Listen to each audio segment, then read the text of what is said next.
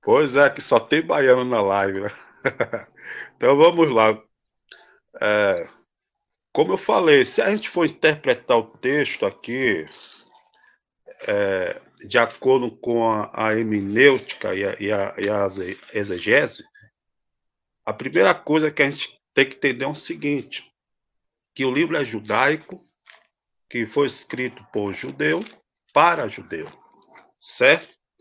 Então, quando Yaakov, que na tradução aqui está Tiago, ele cita as 4 leis de Noa, já era conhecido entre eles, certo? Já era algo normal, natural, na cultura judaica. Quando ele cita as 4 leis de Noa, ele estava falando acerca das 7 leis de Noa. E eu vou lhe falar porque ele citou 4, certo? A primeira coisa é citar o que está escrito no Talmud.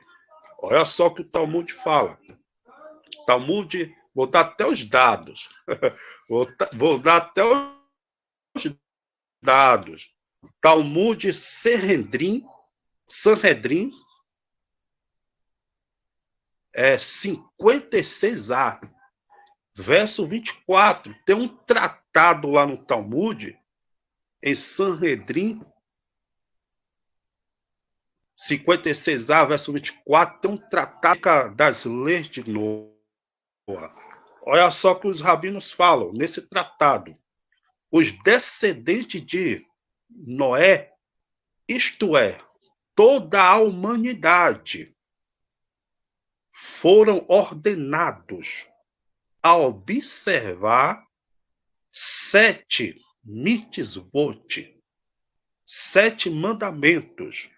E ele cita, primeiro, estabelecer tribunais de julgamento, formar leis. Segundo, certo? Não amaldiçoar o nome de Deus.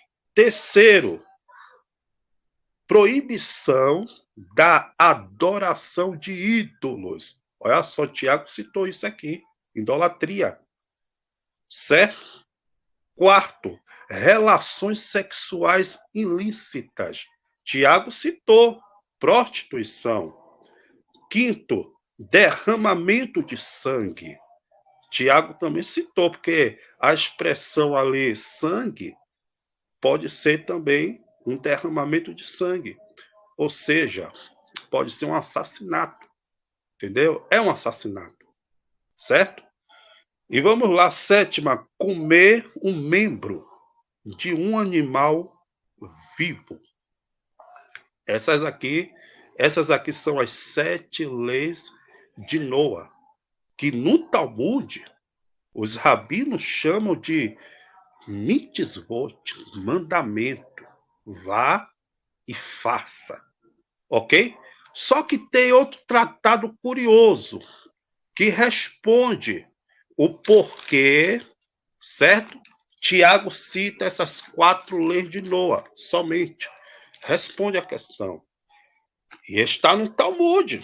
Sanhedrin 74a, verso 12. Nesse tratado, os rabinos eles discutiram o seguinte: se porventura um judeu, tem um judeu, aí vê alguém, vou dar um exemplo aqui na língua portuguesa, aqui no século XXI, para os ouvintes entenderem.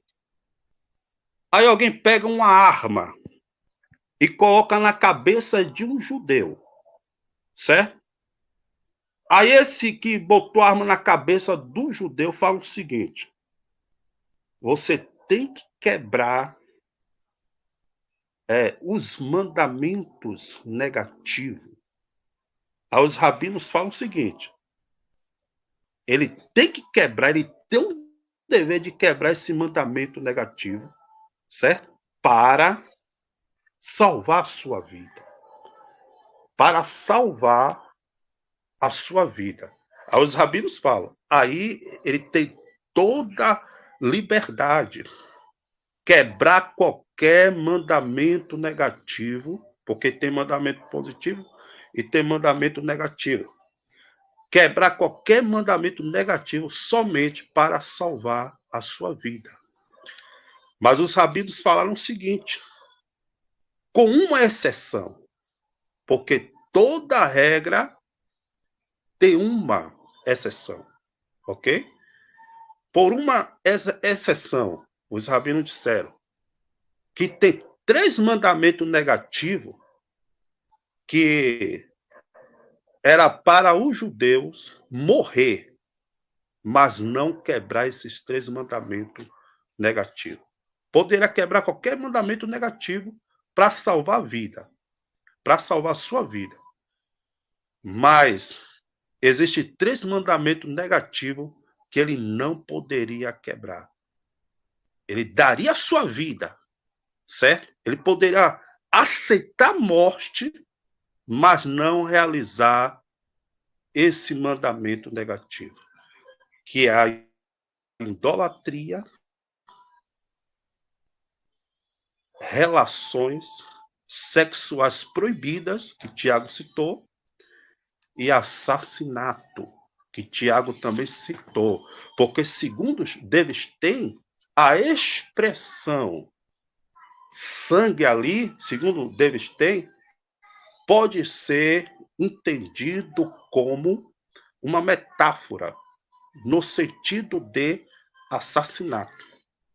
Então, tem 3 mandamentos negativos que os judeus poderiam dar sua vida, mas não quebrar esses 3 mandamentos negativos que foi citado por Iacov, que é a idolatria, a prostituição e o assassinato. Ok? Então, segundo os rabinos também afirmam que na lei de Noa não existe a guarda do Shabat. Isso aí é fato. Isso aí é fato.